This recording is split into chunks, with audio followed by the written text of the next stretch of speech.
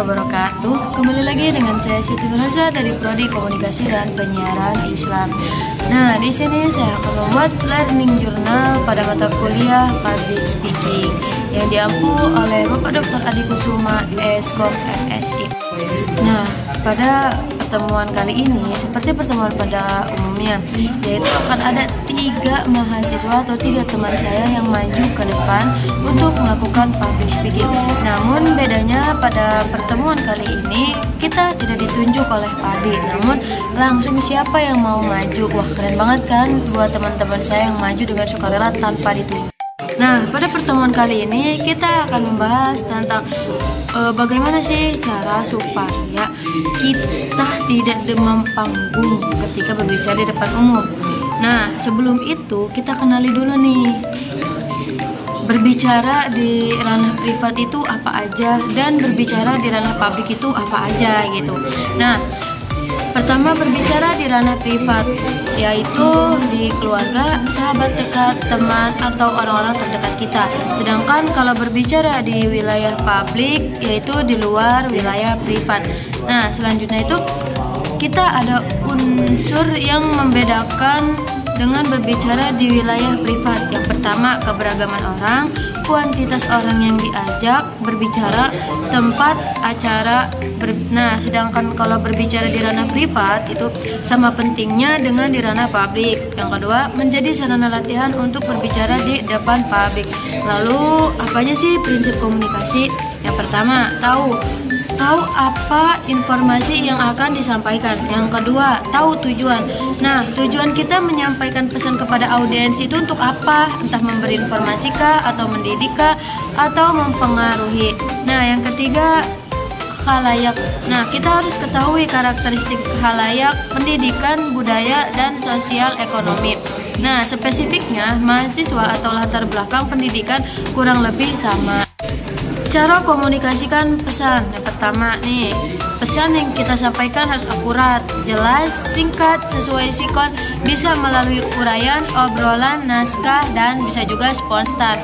Nah, lalu nih yang penting banget nih buat kita ketahui, bagaimana cara menghilangkan hambatan atau noise. Nah, noise baik berasal dari kesalahan teknis maupun presenter sendiri seperti emosi, terlalu banyak informasi, kesalahan memilih cara berkomunikasi.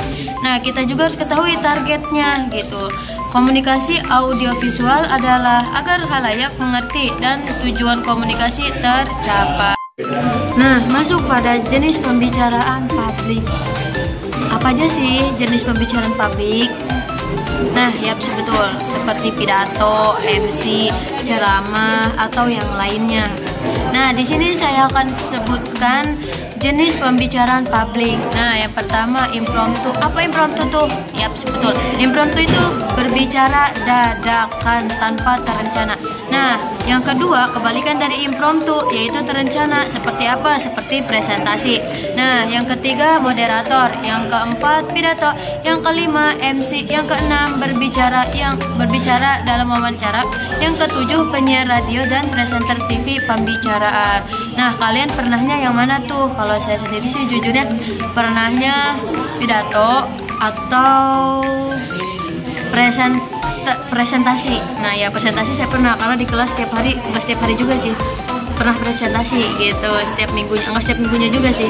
Pokoknya saya pernah presentasi sama pidato gitu kan. Berarti saya udah berbicara di depan umum atau di ranah publik lah gitu kan.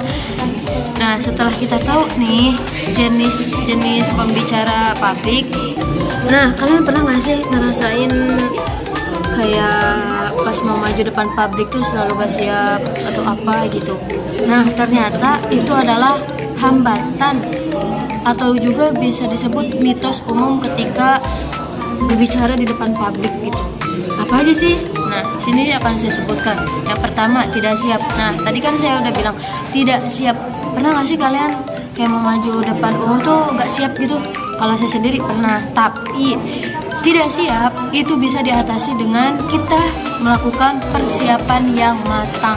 Jadi sebelum kita berbicara di depan umum, kita siapkan dulu nih apa yang mau dibicarain, tema apa yang cocok sama audiens, dan mau berbicara apa aja gitu tuh. Jadi persiapin sebelumnya. Dan juga harus latihan. Jangan mentang-mentang ini mau udah bikin tulisannya, naskahnya kita nggak siap gitu tuh, kita nggak latihan. Jadi kalau misalnya nggak latihan tuh kita sama aja bohong gitu tuh. Kalau misalnya nggak latihan juga meskipun udah dapat teksnya gitu kan. Jadi persiapin dengan matang, baik teks maupun jiwa maupun mental gitu kan, harus sering latihan. Terus yang kedua, takut salah. Nah, kalau misalnya kita kayak berbicara presentasi di depan umum gitu kan, di depan kelas gitu kan, kita jangan takut salah.